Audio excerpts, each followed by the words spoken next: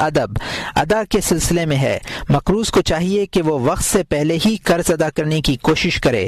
زکوٰۃ بھی ایک قرض ہے، اسے بھی وقت وجوب سے پہلے ہی ادا کرنا چاہیے تاکہ یہ ظاہر ہو کہ زکوٰۃ دینے والا حکم کی تعمیل میں رغبت رکھتا ہے اور فقراء اور مساکین کے دلوں کو فرحت دینا چاہتا ہے، اور اس لیے جلدی کر رہا ہے کہ زمانے کے حوادث ادائیگی کی راہ میں رکاوٹ نہ بن جائیں۔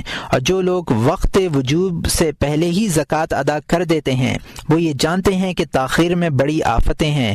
ان میں سے ایک بڑی آفت یہ ہے کہ وقت آنے کے بعد تاخیر کرنے میں باری تعالیٰ کی معصیت اور نافرمانی ہے، اور جلدی کرنے میں باری تعالیٰ کی اطاعت ہے۔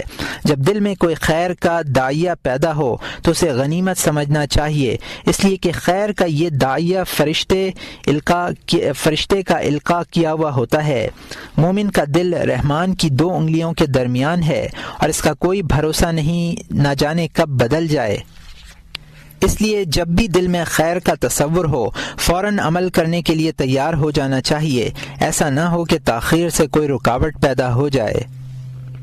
یہ اس لیے بھی ضروری ہے کہ شیطان مفلسی سے ڈراتا ہے اور فواحش و منکرات کی ترغیب دیتا ہے، اس لیے دل میں پیدا ہونے والے جذبہ خیر کو غنیمت سمجھو اور اس موقع سے فائدہ اٹھاؤ۔ اگر زکوٰۃ دینے والا کسی خاص مہینے میں زکوٰۃ ادا کرتا ہے، اسے وہ مہینہ متعین رکھنا چاہیے۔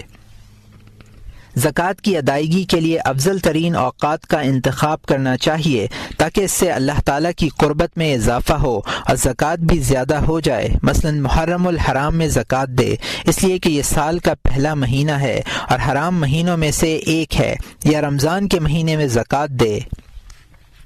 حضرت صلی اللہ علیہ وسلم اس ماہ مبارک میں بہت زیادہ داد و دہش فرمایا کرتے تھے، اور یہاں مترجم نے حاشیے میں لکھا ہے کہ بخاری و مسلم میں ابن عباس رضی اللہ تعالیٰ عنہ کی روایت ہے، کان رسول اللہ صلی اللہ علیہ وسلم اجود الخلق و اجود ما یکون فی رمضان، اور یہاں مترجم کا حاشیہ ختم ہوتا ہے۔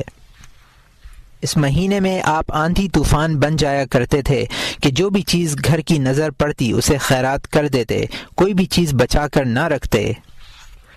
ماہ رمضان المبارک میں شب قدر کی بڑی فضیلت ہے۔